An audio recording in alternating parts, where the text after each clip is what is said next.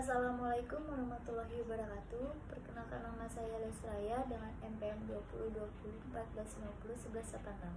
Di video kali ini saya akan menjelaskan materi tentang keseimbangan pendapatan nasional dalam perekonomian 3 dan persektor. Yang pertama, saya akan menjelaskan tentang perekonomian 3 sektor. Apa itu perekonomian 3 sektor? Perekonomian 3 sektor merupakan perekonomian yang terdiri atas 3 pelaku ekonomi, yaitu rumah tangga, perusahaan, dan pemerintah.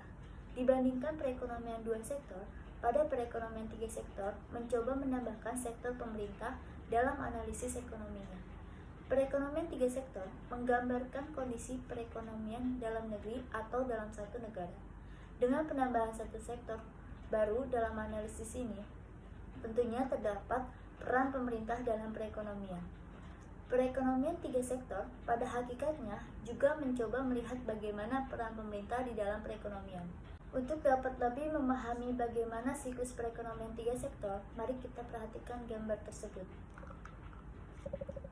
Pada gambar siklus perekonomian 3 sektor, sebenarnya interaksi antara sektor rumah tangga dan perusahaan sebagaimana ditunjukkan oleh garis nomor 1 dan 2. Tidak jauh berbeda dengan pembahasan interaksi perilaku ekonomi 2 sektor.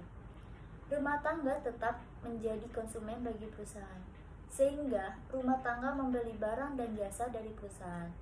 Hal ini menyebabkan aliran pendapatan dari sektor rumah tangga ke sektor perusahaan.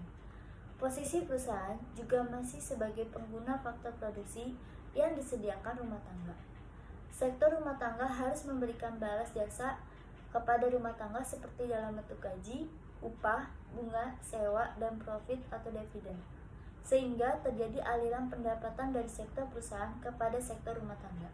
Keberadaan peran pemerintah dalam perekonomian 3 sektor menjadi interaksi antara pelaku ekonomi menjadi lebih banyak. Setidaknya ada 4 garis arah interaksi antara pelaku ekonomi yang terjadinya hanya dengan penambahan sektor pemerintah. Perhatikan gambar siklus perekonomian 3 sektor di atas. Pada garis 4 dan 5 menunjukkan pendapatan pemerintah, sedangkan aktivitas yang ditunjukkan garis 3 dan 6 merupakan pengeluaran pemerintah. Pendapatan pemerintah berasal dari pajak. Garis nomor 4 menunjukkan aliran pendapatan dari sektor rumah tangga kepada sektor pemerintah. Hal ini merupakan pajak yang dibayarkan oleh rumah tangga, sedangkan pada garis nomor 5 juga terjadi aliran pendapatan dari sektor perusahaan kepada sektor pemerintah. Hal ini berasal dari pajak yang dibayarkan oleh perusahaan. Pengeluaran pemerintah yang diperuntukkan bagi rumah tangga terlihat pada garis nomor 3. Interaksi sektor pemerintah dengan sektor rumah tangga sebagaimana ditampilkan garis nomor 3 dapat merupakan pembayaran atas faktor produksi atau subsidi. Untuk penyelenggaraan pemerintahan tentu dibutuhkan tenaga kerja yang berasal dari sektor rumah tangga, sehingga pemerintah harus membayar gaji atau upah tenaga kerja. Pemerintah juga kadang melakukan pinjaman dana kepada sektor rumah tangga, misalkan dalam surat hutang pemerintah, sehingga ada bunga yang harus dibayarkan pemerintah pada sektor rumah tangga. Pengeluaran pemerintah kepada sektor rumah tangga dapat juga berupa transfer atau subsidi, seperti contohnya bantuan langsung tunai. Pengeluaran pemerintah kepada sektor perusahaan ditunjukkan pada garis nomor 6. Hal ini dapat terjadi karena pemerintah membutuhkan barang atau jasa yang disediakan oleh sektor perusahaan. Dalam menjalankan pemerintah sehari-hari, misalnya membutuhkan kertas, printer, tinta, dan lain kebutuhannya, akan barang-barang tersebut tidak memungkinkan disediakan sendiri oleh pemerintah. Sektor perusahaanlah yang memproduksi barang-barang tersebut, sehingga pemerintah harus membeli barang tersebut. Selanjutnya, aliran-aliran pendapatan dan pembelanjaan dalam ekonomi 3 sektor. Campur tangan pemerintah dalam perekonomian akan menimbulkan 3 jenis aliran baru dalam sirkulasi aliran pendapatan. 3 jenis aliran yang baru tersebut adalah: yang pertama, pembayaran pajak oleh rumah tangga dan perusahaan kepada pemerintah. Pembayaran pajak tersebut menimbulkan pendapatan kepada pihak pemerintah dan ia merupakan sumber pendapatan pemerintah yang terutama. Yang kedua, pengeluaran dari sektor pemerintah ke sektor perusahaan. Aliran ini menggambarkan nilai pengeluaran pemerintah ke atas barang-barang dan jasa yang diproduksikan oleh sektor perusahaan. Yang ketiga, aliran pendapatan dari sektor pemerintah dan sektor rumah tangga. Aliran itu timbul sebagai akibat dari pembayaran ke atas konsumsi faktor-faktor produksi yang dimiliki sektor rumah tangga oleh pemerintah. Syarat keseimbangan ekonomi dalam tiga sektor. Syarat tercapainya keseimbangan perekonomian tiga sektor yaitu bila penawaran agregat atau Y sama dengan pengeluaran agregat atau AE. Penawaran agregat ini sama dengan keseluruhan barang atau jasa yang diproduksi dalam perekonomian tersebut. Pada suatu waktu tertentu, penawaran agregat sama dengan pendapatan nasional atau Y. Pengeluaran agregat merupakan keseluruhan pengeluaran yang dilakukan oleh semua pihak dalam perekonomian tersebut. Pengeluaran agregat atau AE terdiri dari konsumsi oleh rumah tangga atau C, investasi oleh sektor perusahaan atau I, dan pengeluaran pemerintah atau G. Karena syarat tercapainya keseimbangan harus penawaran agregat sama dengan pengeluaran agregat, maka kondisi ini dapat dirumuskan sebagai berikut. Y sama dengan C plus I plus G. Dari persamaan di atas, kita mengetahui bahwa pengeluaran agregat atau AE sama dengan konsumsi atau C ditambah investasi atau I dan ditambah pengeluaran pemerintah atau G. Sedangkan sisi penawarannya agregatnya disamakan dengan pendapatan nasional atau Y. Hal tersebut karena penawaran agregat yang merupakan total hasil produksi dari perusahaan akan sama dengan sisi pendapatan yang diterima oleh rumah tangga. Perusahaan memang yang produksi namun hasil pendapatannya akan diterima oleh rumah tangga sebagai memiliki faktor produksi. Pendapatan nasional digunakan untuk tiga kebutuhan yaitu konsumsi atau C, tabungan atau S, dan pajak atau T. Sehingga dapat dirumuskan dengan Y sama dengan C ditambah S ditambah T. Sebagaimana tadi disebutkan bahwa penawaran agregat sama dengan pendapatan nasional. Bila pendapatan nasional sebagaimana rumus 2 disubstitusikan pada nilai penawaran agregat atau pendapatan nasional atau Y. Pada persamaan 1, maka akan didapatkan persamaan sebagai berikut. C ditambah S ditambah T sama dengan C ditambah I ditambah G. Pada sisi kiri dan kanan sama-sama memiliki nilai C, sehingga nilai C ini bisa kita hilangkan karena nilai konsumsi atau C pada masing-masing ruas kita hilangkan. Maka kita mendapatkan satu persamaan baru yaitu S ditambah T sama dengan I ditambah G. Dari rangkaian penjabaran rumus matematis ini dapat kita simpulkan dua persamaan yang dapat menjadi syarat keseimbangan pendapatan nasional tiga sektor. Persamaan tersebut yaitu Y sama dengan C ditambah I ditambah G dan S tambah T sama dengan I ditambah G. Dari persamaan 4 sebenarnya ruas sisi kiri yang berisi S dan T dalam ekonomi makro kita menganggapnya sebagai suntikan dalam pendapatan nasional. Sedangkan ruas yang berisi I dan G dianggap sebagai kebocoran. Sehingga dalam keseimbangan pendapatan nasional, tiga sektor berlaku kondisi suntikan dan kebocoran. Berikut ada jenis-jenis pajak yaitu ada pajak langsung dan tak langsung dan pajak pendapatan tetap dan proporsional. Pajak adalah iuran wajib yang dibayar oleh wajib pajak berdasarkan norma-norma hukum untuk membiayai pengeluaran kolektif guna meningkatkan kesejahteraan umum yang balas jasanya tidak diterima secara langsung. Pajak langsung dan tak langsung yaitu pajak langsung jenis pungutan pemerintah secara langsung kepada pihak wajib bayar atau disebut wajib pajak yang mewajibkan tidak dapat dialihkan pembedaannya kepada orang lain, contohnya PPh. Yang kedua, pajak tak langsung, pajak yang bebannya dapat dipindahkan ke pihak lain, contohnya pajak impor, pajak penjualan, dan PPN. Lalu pajak pendapatan tetap dan proporsional. Yang pertama, pajak tetap itu merupakan sistem perpajakan yang persentase yang tetap besaran pada berbagai tingkat pendapatan. Yang kedua, pajak proporsional. Sistem perpajakan yang persentase pungutan pajak disesuaikan dengan besaran pendapatan. Misal, jika pendapatan bertambah, maka pajaknya akan semakin meningkat dan berlaku sebaliknya. Lalu peran pemerintah pada konsumsi dan tabungan dalam perekonomian tiga sektor. Keterlibatan peran pemerintah dalam perekonomian membawa konsekuensi pada interaksi antara pelaku ekonomi. Ada dua konsekuensinya dari hadirnya pemerintah dalam perekonomian tiga sektor. Pertama, pemerintah akan menerapkan pajak. Pungutan pajak akan menjadikan pendapatan rumah tangga menurun. Konsumsi rumah tangga akhirnya akan menurun. Yang kedua, dari sisi lain adanya pajak akan membuat pemerintah dapat melakukan konsumsi. Konsumsi yang dilakukan oleh pemerintah ini dapat mendorong kenaikan belanja agregat.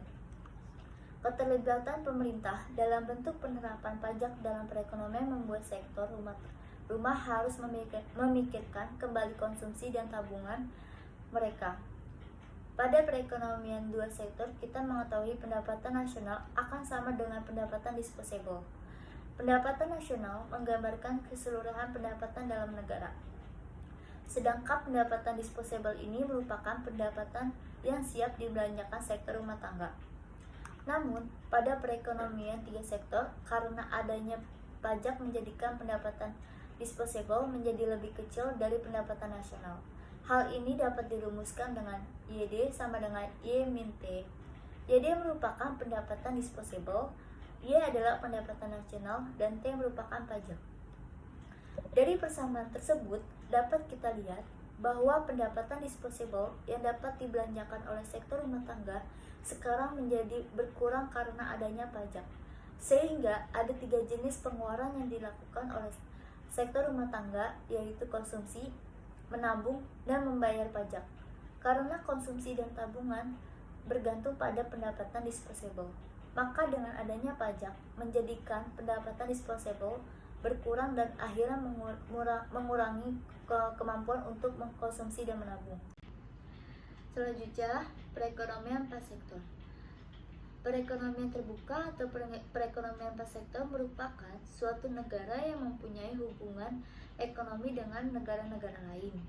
Dalam perekonomian terbuka, sebagai produksi dalam negeri diekspor atau dijual ke luar negeri, dan di samping itu terdapat pula barang di negara itu yang diimpor dari negara-negara lain. Perekonomian terbuka ini juga dinamakan sebagai ekonomi empat sektor, yaitu suatu ekonomi yang dibedakan kepada empat sektor, yaitu satu, sektor rumah tangga yang terdiri atas sekumpulan individu yang dianggap homogeni dan identik. Yang kedua, sektor perusahaan yang terdiri atas sekumpulan perusahaan yang memproduksi barang dan jasa. Yang ketiga, sektor pemerintah yang memiliki kewenangan politik untuk mengatur kegiatan masyarakat dan perusahaan. Yang keempat, sektor luar negeri, yaitu sektor perekonomian dunia, di mana perekonomian melakukan transaksi ekspor dan impor. Mekanisme perekonomian per sektor disebut dengan kegiatan empat ekonomi sektor karena kegiatan ini tidak hanya melibatkan pelaku ekonomi di dalam negeri, tetapi juga masyarakat ekonomi di luar negeri. Pasar-pasar yang mempengaruhi kegiatan ekonomi meliputi empat pasar, yaitu pasar barang, pasar tenaga kerja, pasar uang dan lembaga keuangan, dan pasar luar negeri. Yang pertama, rumah tangga.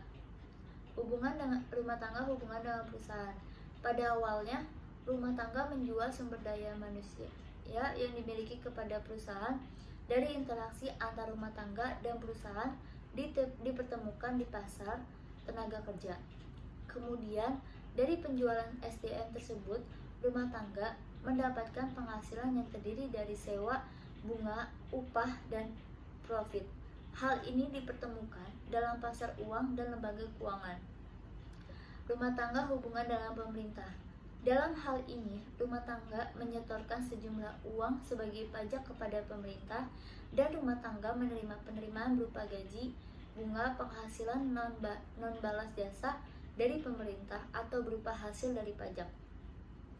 Rumah tangga hubungan dengan negara lain. Untuk mencapai hubungan dengan negara lain, rumah tangga harus melewati pasar barang dan pasar luar negeri. Yang kedua, perusahaan.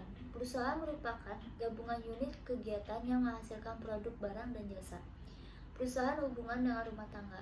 Perusahaan menghasilkan produk-produk barang dan jasa yang dikonsumsi oleh masyarakat. Lalu, perusahaan mendapatkan penghasilan dari penjualan produk. Perusahaan berhubungan dengan pemerintah. Perusahaan membayar pajak kepada pemerintah dan perusahaan menjual produk dan jasa kepada pemerintah melalui pasar barang. Perusahaan berhubungan yang ketiga, pemerintah. Pemerintah bertindak sebagai membuat dan mengatur kebijakan dalam masyarakat dan dua bisnis. Pemerintah hubungan dengan rumah tangga, yaitu pemerintah menerima setoran pajak rumah tangga untuk kebutuhan operasional, pembangunan, dan lain-lain untuk membangun negeri. Pemerintah hubungan dengan perusahaan. Pemerintah mendapatkan penerimaan pajak dari perusahaan dan pemerintah juga membeli produk dari perusahaan berdasarkan dana anggaran yang ada. Pemerintah yang keempat, negara-negara lain. Negara-negara lain hubungan dengan rumah tangga. Negara lain atau dunia internasional menyediakan barang dan jasa untuk kepentingan rumah tangga yang dilakukan di pasar luar negeri. Negara lain hubungan dengan perusahaan. Dunia internasional atau negara lain mengekspor produknya kepada bisnis-bisnis perusahaan. Syarat keseimbangan pendapatan nasional dalam perekonomian prasektor yaitu Y sama dengan C ditambah I ditambah G dikali X dikurang M dan I ditambah G ditambah X sama dengan S ditambah T ditambah M. Keterangannya yaitu Y sama dengan tingkat pendapatan, C sama dengan konsumsi, I sama dengan investasi, X sama dengan ekspor, S sama dengan tabungan, T sama dengan pajak, G sama dengan pengeluaran pemerintah, dan M sama dengan impor. Dalam perekonomian terbuka akan mewujudkan dua aliran baru dalam sirkulasi aliran pendapatan, yaitu yang pertama aliran pendapatan yang diterima dari mengekspor yang merupakan suntikan kepada aliran pendapatan. Yang kedua, aliran pengeluaran untuk membeli barang yang diimpor dari negara lain yang merupakan bocoran kepada aliran pendapatan. Ciri-ciri pokok dari aliran pendapatan perekonomian terbuka. Rumah tangga mendapatkan aliran pendapatan berupa gaji atau upah, sewa, bunga, dan keuntungan, dan pendapatan tersebut digunakan untuk yang pertama, pengeluaran konsumsi atau membeli barang dan jasa yang diproduksi perusahaan dalam negeri. Yang kedua, membayar pajak. Yang ketiga, mengimpor atau membeli barang impor dari luar negeri. Yang keempat, menabung ke bank atau lembaga keuangan. Di samping aliran uang keluar untuk membayar impor, juga aliran pengeluaran ke sektor perusahaan atau pembayaran atas ekspor. Aliran pembelanjaan atau pengeluaran penanaman modal untuk membeli barang dan peralatan modal dan sektor perusahaan. Pengeluaran pemerintah ke sektor perusahaan untuk membeli kebutuhan administrasi dan belanja modal untuk investasi pemerintah. Impor pada perekonomian terbuka dibedakan menjadi dua, yaitu impor yang nilainya tidak tergantung pada variabel lain atau MO dan yang tergantung pada besar kecilnya pendapatan atau MY. Perekonomian terbuka pada ekspor dan impor. Yang pertama, ekspor. Jika suatu negara melakukan ekspor barang dan jasa ke negara lain, maka ia harus memproduksi barang dan jasa melebihi jumlah produksi yang diperlukan di dalam negeri. Dengan meningkatnya jumlah produk barang dan jasa yang dihasilkan oleh suatu negara, maka hal ini juga akan meningkatkan pendapatan nasional atau Y negara tersebut. Karena ekspor merupakan salah satu jenis pengeluaran agregat atau agregat expenditure, sehingga dapat mempengaruhi tingkat pendapatan nasional yang akan dicapai oleh suatu negara.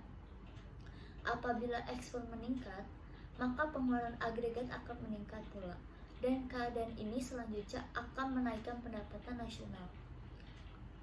Namun sebaliknya, pendapatan nasional atau Y tidak dapat mempengaruhi besar kecilnya ekspor. Apabila pendapatan nasional bertambah besar, ekspor belum tentu meningkat, atau besarnya ekspor dapat meningkat atau mengalami perubahan meskipun pendapatan nasional tetap besarnya. Besar kecilnya ekspor tidak dipengaruhi oleh tingkat pendapatan nasional yang terjadi dalam perekonomian, sehingga fungsi ekspor mempunyai bentuk yang sama dengan fungsi investasi dan pengeluaran pemerintah. Yang kedua, impor. Dalam analisis makroekonomi diasumsikan bahwa faktor yang mempengaruhi besar kecilnya pembelian barang dari luar negeri atau impor suatu negara, kemampuan membayar atau daya beli negara tersebut, terdapat barang impor. Makin tinggi kemampuan membayar atau daya beli, maka tinggi pula impor yang dapat dilakukannya. Karena tinggi rendahnya daya beli suatu negara dipengaruhi oleh tingkat pendapatan nasionalnya, maka tinggi rendahnya impor negara tersebut juga ditentukan oleh besar kecilnya pendapatan nasional. Makin tinggi pendapatan nasional, makin besar pula impor yang dapat dilakukan oleh negara tersebut. Perekonomian terbuka pada ekspor, impor, atau kurs. Dalam menganalisis suatu perekonomian dikenal dua model perekonomian, yaitu perekonomian tertutup dan perekonomian terbuka. Perekonomian tertutup adalah model perekonomian yang pada pelakunya khusus produsen dan konsumen. Secara sederhana akan melakukan kegiatan dalam penjualan dan pembelian di dalam transaksi pasar tersebut. Mereka akan terikat dengan kontrak dagang untuk kesepakatan jual beli dan kemudian ditetapkanlah harga jual dan atau harga beli dari kegiatan tersebut. Untuk memfasilitasi kegiatan produksi dan kegiatan konsumsi ini secara efektif, maka sistem perekonomian memerlukan lembaga perbankan dan lembaga keuangan lainnya seperti pasar modal, lembaga asuransi, lembaga penjamin, pegadaian, atau lembaga keuangan mikro yang terdapat di daerah pedesaan. Lembaga perbankan peranannya sangat vital untuk mengumpulkan dana-dana yang ada di masyarakat. Yang selanjutnya mereka akan melakukan pengalokasikan dana tersebut melalui pemberian fasilitas pengkreditan atau jasa perbankan lainnya. Hal ini dikatakan ekonomi pasar tertutup karena di dalamnya belum termasuk peran luar negeri dalam sistem ekonomi tersebut. Pada sistem ekonomi yang terbuka, terdapat kemungkinan dari produsen untuk melakukan kegiatan ekspor barang dan produk dagangan dengan tujuan pasar-pasar di negara lain, atau sebaliknya melakukan kegiatan impor atau atas bahan mentah dan bahan penolong serta mesin barang jadi dari luar negara. Dalam model terbuka ini, jasa perbankan dan lembaga keuangan dapat juga berasal dari luar negeri, dan kita dihadapkan pada sistem perekonomian yang semakin menyatu yang disebut dengan the global economy. Dengan memasukkan sektor luar negeri dalam model penghitungan pendapatan nasional, berarti kita memijakan dua variabel dalam model perekonomian tiga sektor, yaitu variabel ekspor atau X dan variabel impor atau M. Dengan demikian, untuk menghitung pendapatan nasional keseimbangan pada perekonomian terbuka dilakukan dengan jalan menyamakan antara sisi pendapatan dan sisi pengeluaran. Dalam sistem perekonomian terbuka ini, pengeluaran untuk impor dibedakan menjadi dua jenis, yaitu apakah impor tergantung dari variabel lain atau tidak, atau nilainya dianggap tetap. Untuk impor yang nilainya tetap dapat dituliskan sebagai berikut. M sama dengan M0, di mana MO adalah besaran impor, sedangkan impor yang nilainya tergantung dari besar kecilnya pendapatan dirumuskan sebagai impor menurut Teddy Hirianto 8 tolak ukur yang baik untuk menilai kadar keterbukaan suatu perekonomian adalah rasio ekspor dan impor terhadap total GNP. Jika rasio ekspor impor terhadap GNP melebihi 50%, maka dikatakan perekonomian lebih terbuka. Selanjutnya di sini saya mempunyai contoh dua soal, yaitu yang pertama contoh soal perekonomian tiga sektor. Diketahui C sama dengan 225 plus 0,35 YD, I sama dengan 120, K sama dengan 95, TX sama dengan 12 plus 0,2 Y, TR sama dengan 15. Hitunglah pendapatan nasional keseimbangan kedua konsumsi keseimbangan, yang ketiga tabungan keseimbangan. Penjelasannya yaitu C sama dengan 225 plus 0,35 dikali Y sama min 12 min 0,25 Y plus 15. C sama dengan 265 ditambah 0,35 dikali 0,8 plus 3. C sama dengan 225 ditambah 0,28 Y ditambah 1,05. C sama dengan 226,5 ditambah 0,28 Y. Jadi Y sama dengan mencari pendapatan nasional keseimbangan itu yaitu Y sama dengan C ditambah I ditambah G. Y sama dengan 226,05 ditambah 0,28 Y ditambah 120 plus 95. Y sama dengan 0,28 Y sama dengan 0,28 Y sama dengan 441,0,5. 0,72 Y sama dengan 441,05. Y sama dengan 441,0,5 dibagi 0,72, maka hasilnya Y adalah 612,569. Lalu konsumsi keseimbangan dengan C sama dengan 226,5 ditambah 0,28 dikali 612,569 sama dengan 226,5 ditambah 171,519, hasilnya sama dengan 397,569. Lalu tabungan keseimbangan yaitu E sama dengan min 225 ditambah 0,65 dikali 0,8 Y plus 3 sama dengan min 225 ditambah 0,52 Y ditambah 1,95 sama dengan min 223,5 ditambah 0,5 dikali 612,599 sama dengan min 223,5 ditambah 318,536, hasilnya 95,486. Yang kedua, contoh soal perekonomian per sektor. Diketahuinya yaitu C sama dengan 20 ditambah 0,6 YD, I sama dengan 30, G sama dengan 10, TX sama dengan 8, TR sama dengan 3, X sama dengan 6. Di mana YD sama dengan Y min TX ditambah TR. YD sama dengan Y min 8 plus 3, YD sama dengan Y min 5.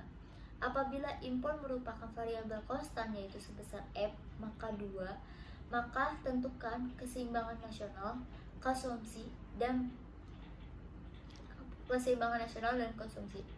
Penyelesaiannya yaitu yang pertama keseimbangan nasional.